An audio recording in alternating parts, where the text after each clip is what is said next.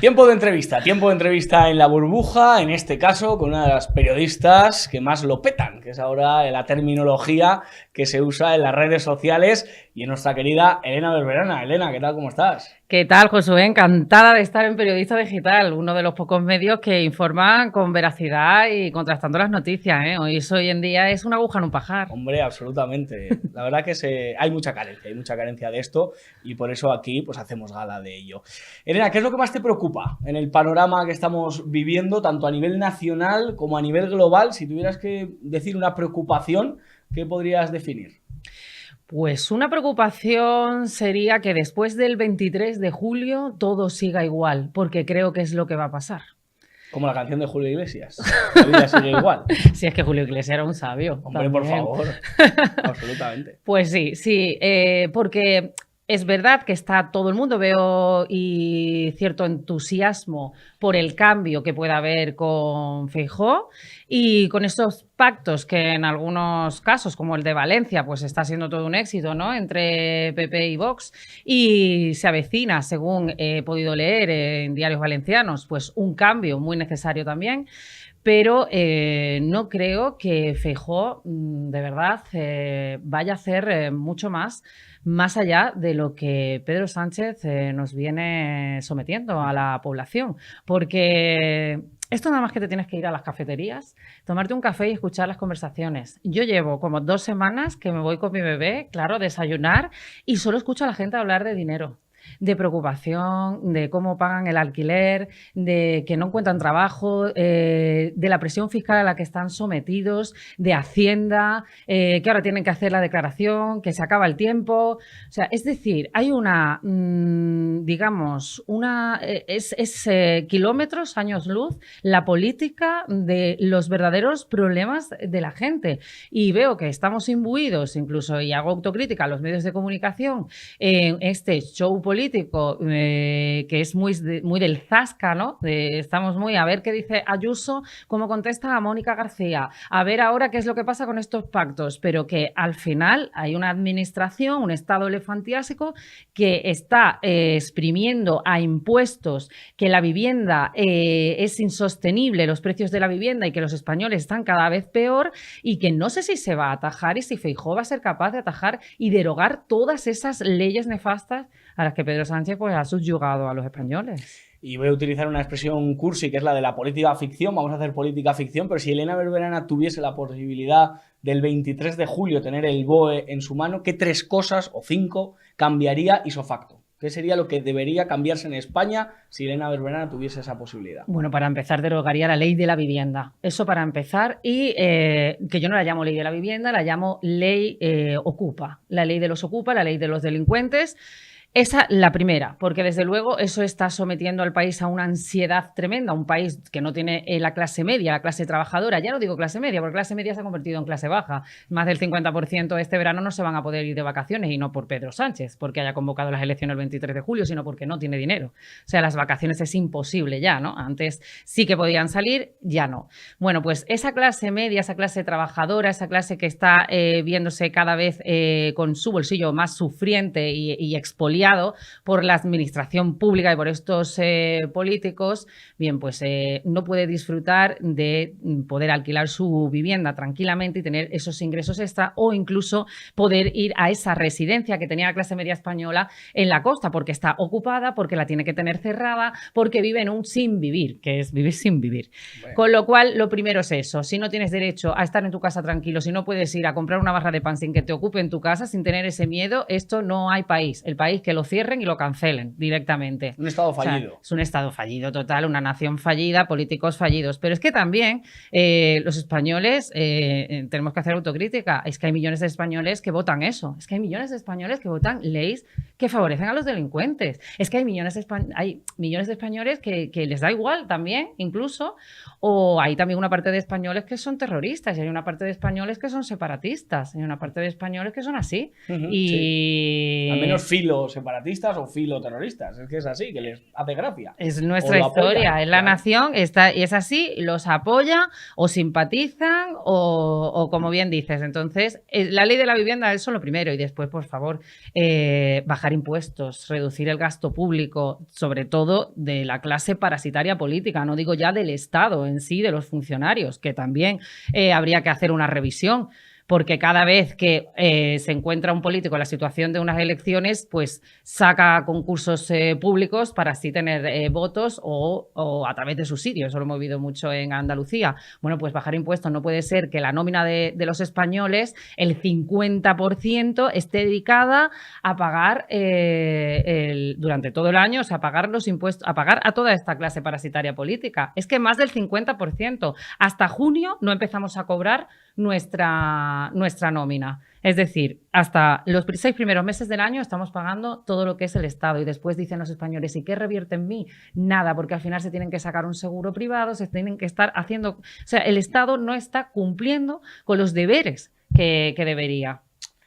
Eres experta en una nación que ante el delincuente ha decidido poner pie en pared y decir hasta aquí hemos llegado, que en este caso es El Salvador. ¿Qué nos puedes contar de la actualidad de este país? Porque aquí en España a nivel internacional se nos olvidan las cosas. Un día nos importa mucho Siria, otro día nos importa mucho Ucrania, otro día nos importan otras naciones, El Salvador nos importó en su día, pero ahora se nos ha olvidado. ¿Cuál es la situación ahora mismo de Bukele, el apoyo social que está recibiendo, las leyes que está haciendo? ¿Cómo se podría definir? Es que parte también del problema que le pasa a España es que no tiene ni idea de la prensa internacional.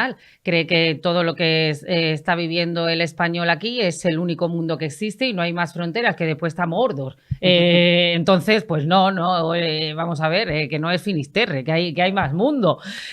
Pues sí, pues El Salvador, por ejemplo, deberíamos copiar lo que ha hecho Bukele en estos últimos días.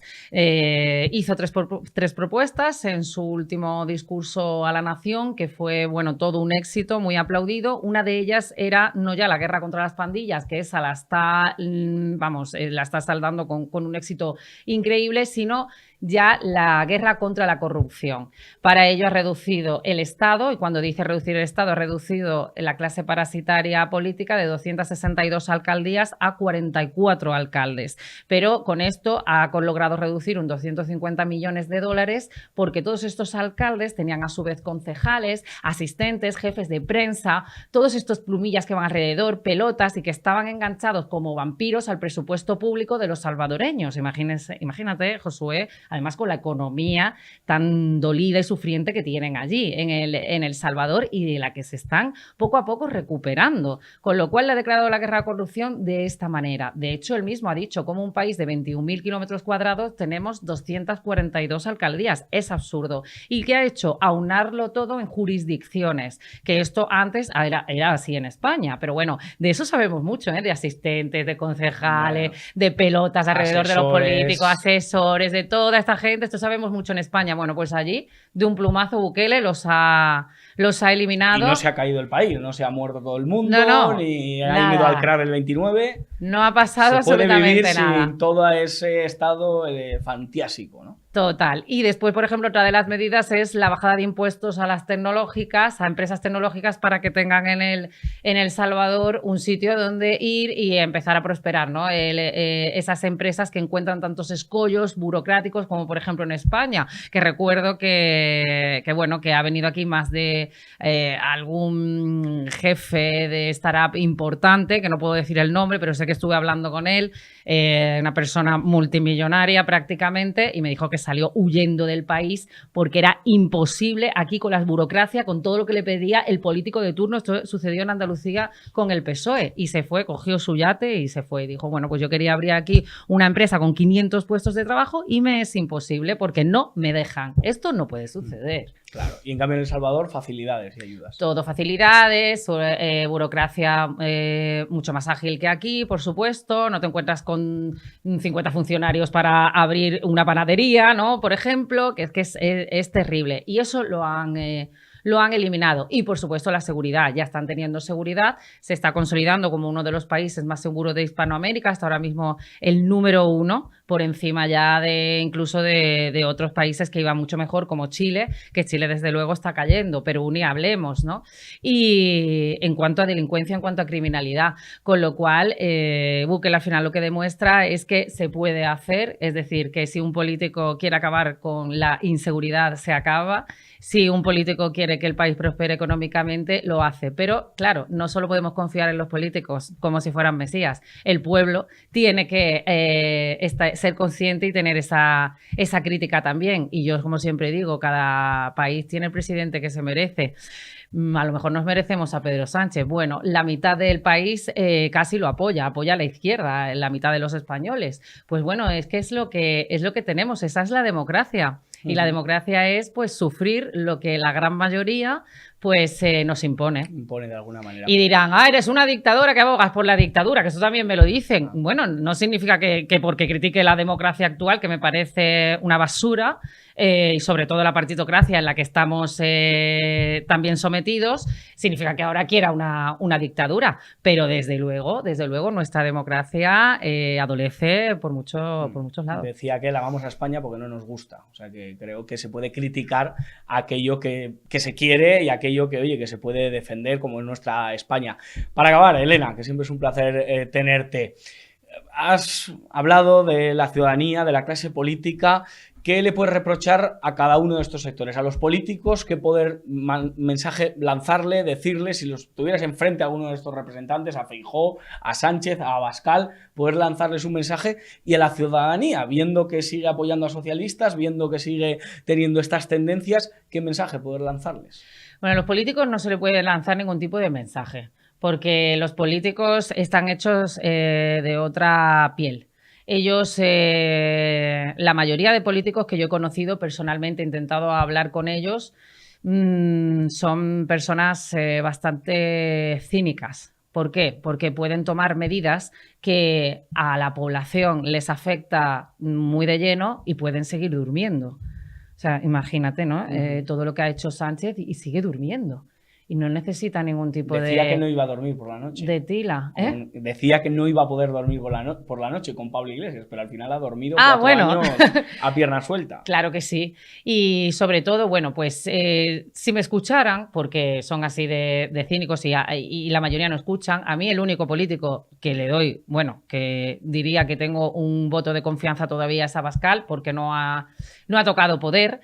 Y no sabemos qué le puede pasar cuando esté en un despacho, eso es así, pero es la única persona que sí que es verdad por su pasado y por todo lo que ha sufrido que creo que merece un voto de confianza, y sí es un político que a mí me ha escuchado. He hablado con él y he hablado de tú a tú, eso es algo raro. El resto a mí me parecen robots cuando hablas con ellos, además eluden las preguntas, son personas casi con un perfil un poco casi sociópata, diría, porque claro, es que es así, ¿no? Los políticos a veces parecen muñegotes, teleñecos, que casi que no, de verdad, cuando los he tenido delante no te transmiten humanidad, pero bueno, algunos sí, hay esperanza, como digo, Abascal, otros políticos también, que a lo mejor no están en primera fila, pero que están ahí también, siguen luchando y resistiendo por el país y bueno, pues ¿qué les diría? Que se dejen de tanto show político, que no es el sálvame, es que nos hemos metido en el sálvame y es que se están olvidando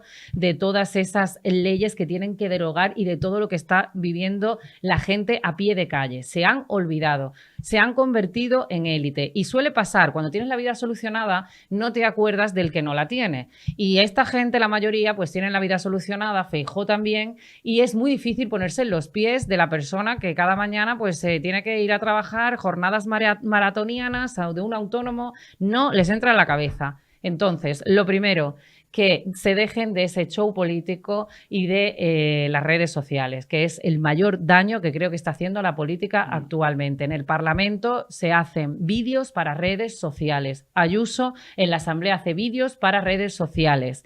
No puede ser que busquemos solo el like en la política. Tienen que centrarse y derogar todas esas leyes porque la izquierda no pierde el tiempo. No. La izquierda, fíjate, todas esas leyes que ha hecho, vamos, es que tiene el BOE y duerme con el BOE, Irene Montero, que ahora ya no está, pero ojo, Irene Montero ha sido la cabeza de turco. Es que a mí me hace mucha gracia de echemos a Sánchez, echemos a Irene Montero, pero que sus ideas prevalecen. ¿O es que acaso la política ha ido mejor después de que Ayuso se pusiera una medalla cuando echó a Pablo Iglesias? Dice ella que lo echó, para mí no lo echó, fue una estrategia de Pablo Iglesias que quiso irse de la política, no soportaba más estar en Madrid, no quería, pues no sé, a lo mejor irse a Barcelona un poco a despejarse. A conocer mundo. A conocer mundo, a despejarse, que es lo que hizo. Y entonces hizo esa estrategia de presentarse en Madrid. Pero vamos, ¿quién se lo cree? Bueno, pues todo el mundo creyendo en la narrativa política, el marketing político, de que Ayuso se ha cargado a la rata de dos patas. Bueno, eso decían, yo no lo digo, lo decían en las redes sociales.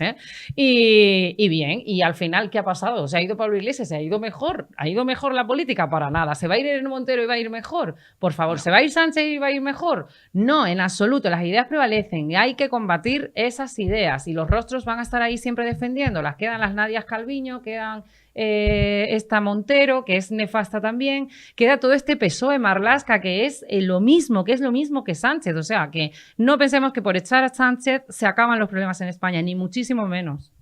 Hay que desterrar esas ideas, estoy totalmente de acuerdo. Elena Berberana, muchísimas gracias por tu sinceridad y tu compromiso con los oyentes, con los espectadores. Pues gracias a ti, Josué. Siempre es un honor estar a la altura de periodistas como tú. Muchísimas gracias.